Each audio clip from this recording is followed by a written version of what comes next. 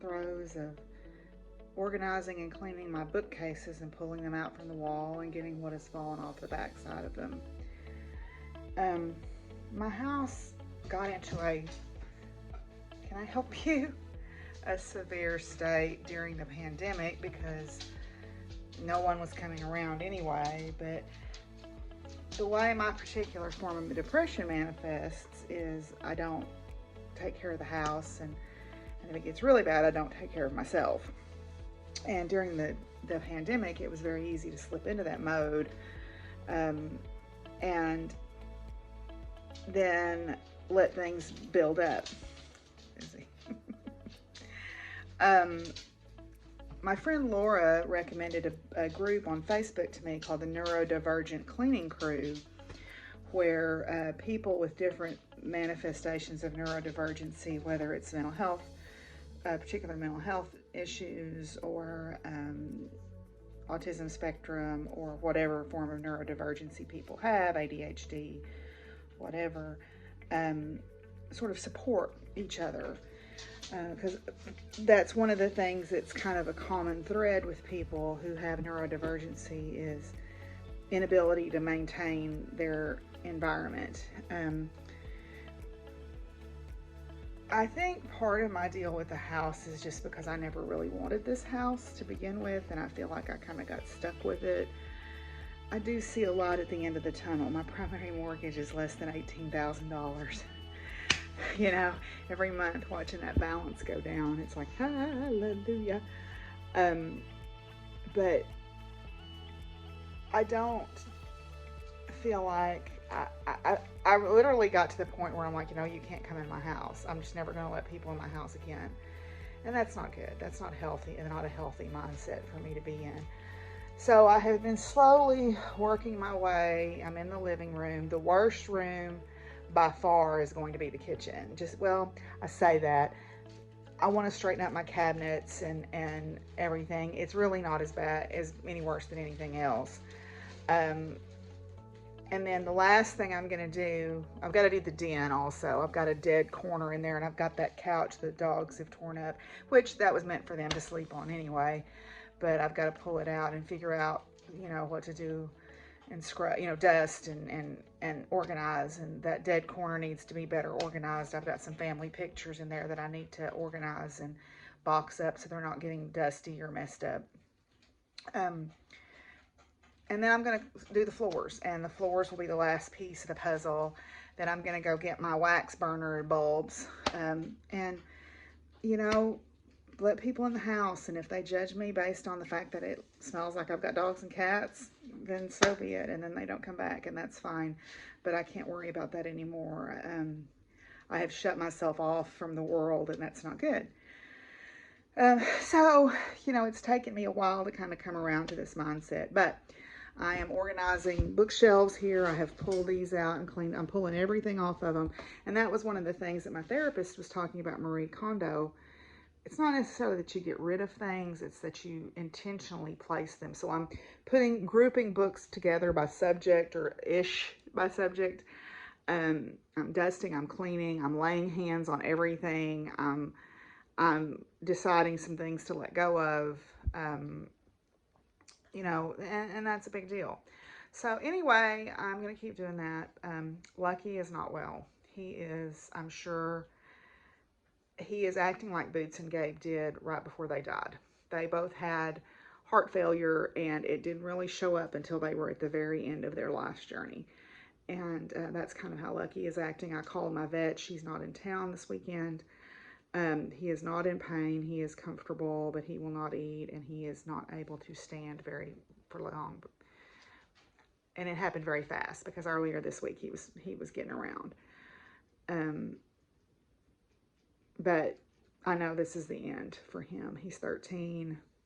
I mean, that's the sad thing about, my dogs are all getting older. I mean, all of my big dogs are 10 years old or older. And that's just the reality that you live with when you have as many animals as I do. Is statistically, you're going to have your heart broken a lot more often than the average person. But I wouldn't trade it. I wouldn't trade it for the years that I've had with him. So You know, that's the calculus you do when you allow these little furry things into your life. That's the calculus that you do every time.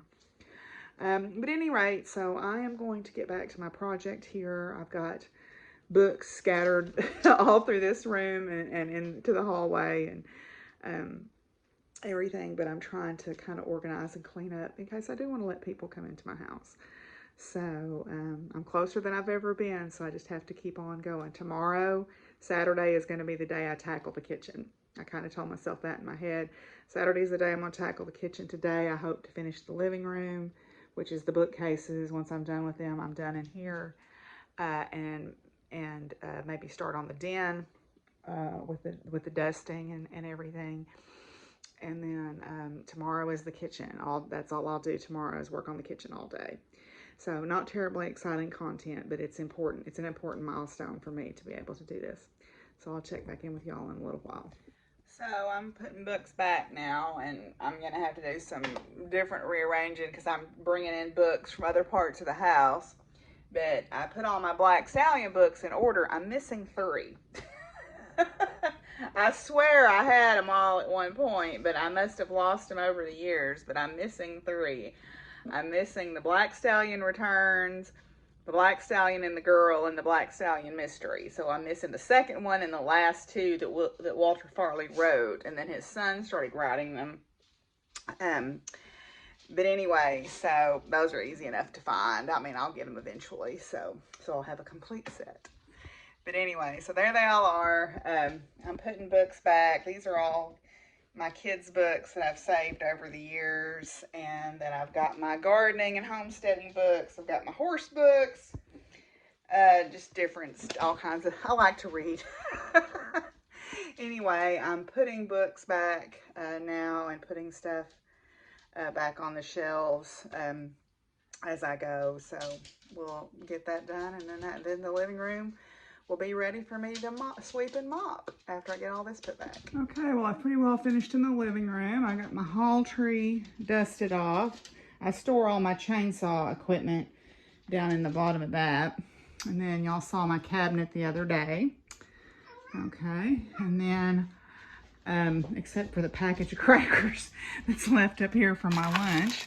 This is a little cabinet I got at Bargains Galore a few years ago that's got some of my knick-knacky glassware in it, and a bread box. And then this is some horse stuff that I need to take up to the barn, but I need to do some work up there first. So this is a stock tank that I put an old door on top of and made a table. And then this is a cabinet that I had made at a place called Rusty Gold. It stores glassware and knickknacks and some dried goods. And then this is my bookshelves. These are what I have been working on today. I have a lot of books. This is not my only bookshelves. I've got bookshelves in my craft room. I've got bookshelves in my spare bedroom. I've got books in the hallway. I've got books in the bedroom. I've got books at work. So, but anyway, so I spent most of the day organizing my books, at least loosely by topic, dusting, going through stuff, straightening stuff up. You know, it takes time to go through, lay hands on everything and go through everything, but it is done, and I'm very happy. I thought I'd show y'all. This is my haul bookshelf. This is some of the books that I bought at Mystic South, plus some other books about natural healing methods and different things like that here on this. So I'm very happy with that.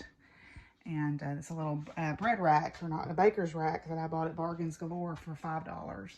So yay. Okay, so I'm going to do my cards before I go out and do my chores tonight. So this can be uploading while I'm doing chores. I'm going to do 2 of the Believe in Your Own Magic cards tonight, so we can make sure we get through with the whole deck by the end of the month. So here we go. So this is Mural. Mural. Be your own first priority. Whatever you're currently grappling with, you must put yourself first. When you're on an airplane, they always tell you to put on your own oxygen mask before you try to help your neighbor with theirs. That is to say, if you don't make sure your own energy bar is full, then you'll have no energy to give someone else. Be brave enough to admit when you need to take a step back from the demands of others and work on making sure that you're okay. That is so hard to do, y'all, isn't it? That is so hard for us to do, to say, oh, I'm sorry, but I need to step back from this. It is so hard, but when you do it, it's so freeing. If you can really do it and be honest with yourself about needing to do it, but it's very hard to do. And then the next one is feather. Think first before you judge. Did you commit to lifting up one of your sisters only to drop her down into the blaze? Examine the situation. Is your judgment justified, or is society tricking you into your stance? After all, it does have a habit of making you believe that other girls are your top competition and that they must behave perfectly at all times. Step back and take the time to figure it out. It's not always clear at first, instead of acting rashly. Kind of goes with those earrings, my aunt's feathers. And we do, I mean, I do this too. I sometimes forget that society paints our point of view, and we have to step back a little bit. um, I think we often too hold people up to a standard that is ridiculous, because everyone is shades of gray. There is no clear black or white very often in things, and no one is completely good, and well, I won't say no one's completely evil, but even good people stumble and have shortcomings, and that is so hard for us sometimes when we see that happen in real life. Okay, so then this week's power, or today's power of flowers, is Queen of the Night. Aptly named, the Queen of the Night cactus is a luminous desert flower that shines with a crown-like radiance in darkness, closing its bloom at sunrise. It is attached beneath the ground to an enormous root tuber that can weigh as much as 85 pounds, while above only a skinny stem resembling a stick can be seen supporting its huge fragrant white blossom. Within each of us lives the great store of repressed and sublimated feminine energy and wisdom, much like the subterranean tuber that supports the Queen of the Night. Just as the Queen of the Night shimmers in moonlight, individuals taking her essence experience an illumination of the deep and darkened places of their psyche. The archetype is Grandmother Wisdom. Through the teachings of Grandmother Wisdom, we come to know the moon and all her cycles. She leads the way through the moonlit paths of our inner worlds, gently tugging at the veil of darkness. Grandmother teaches us that every heart is filled with dreams, prayers, hope, and faith, and that a graceful life is given to those who are grateful. Shining in your heart like an evening lantern, Grandmother Wisdom lights your way to greater self-knowledge. You may wish to meditate under the moon, letting its luminous rays caress you with their soft lunar light. Teaching patience, love, and endurance, the Queen of Night reminds you that you, too, are a keeper of wisdom. Perhaps it is time to focus your healing light upon yourself in order to revitalize the storage house of your own precious energy. Queen of Night, lunar light, bathe my soul tonight. In virtue, truth, and serenity, let my heart be one with thee. So, very cool. I've never heard of the Queen of the Night plant before, so that's very cool. Okay, y'all, I'm going to call it a night. Lucky is still not doing well. He got sick while ago and threw up. So maybe he's just got a bellyache. I hope that that's all it is, but I've got a bad feeling that that's not all it is. My dogs, Boots and Gabe, both died of heart failure within a couple of months of each other back in 2008. And they're he's kind of showing the same symptoms and signs as they did.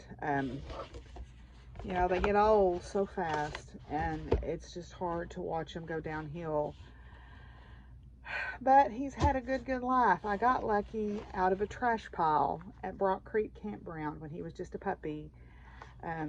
My friend Carol and I were driving up there looking for places to park our horse trailer to go to camp, to go riding, and we would always check it out first in a car so we could get in and out easier. And I said, let's drive out to the campground. And this little weak puppy stood up out of this trash pile, and his eye was hurt, and he was so skinny. And I looked at her and I said, we're taking that dog with us. And that's how I got Lucky. And he was so sweet. He's been just a joy to me his whole life. He's been such a good boy. And he chewed stuff. I mean, he was bad to chew on things. I've got jeans that he's chewed and cables that he's chewed, but at the end of the day, it doesn't matter. So hopefully he's just having a bellyache and he'll feel better tomorrow, but I have a bad feeling that that's not the way it's going to go. But, you know, he's not hurting. He's not in any pain, and he's in there sleeping in his bed right now. So anyway, tomorrow is kitchen cleaning day. That's going to be a doozy. That's going to be a doozy because I need to clean out the refrigerator and I need to clean the microwave and put away the canning. I've done the dishes. At least I got that part done. But I'm not going to put my canners up, but I need to wrangle them a little bit and I need to clean the countertops. And that's going to take most of the day, probably most of the morning anyway. But it feels good to be getting things like this done. I did not realize how bad I had let it get. So it feels good. It's kind of like when y'all that were with me over Christmas watched me clean this room up. So it feels good to get it done. But anyway, y'all have a good night and I'll see you tomorrow. Bye.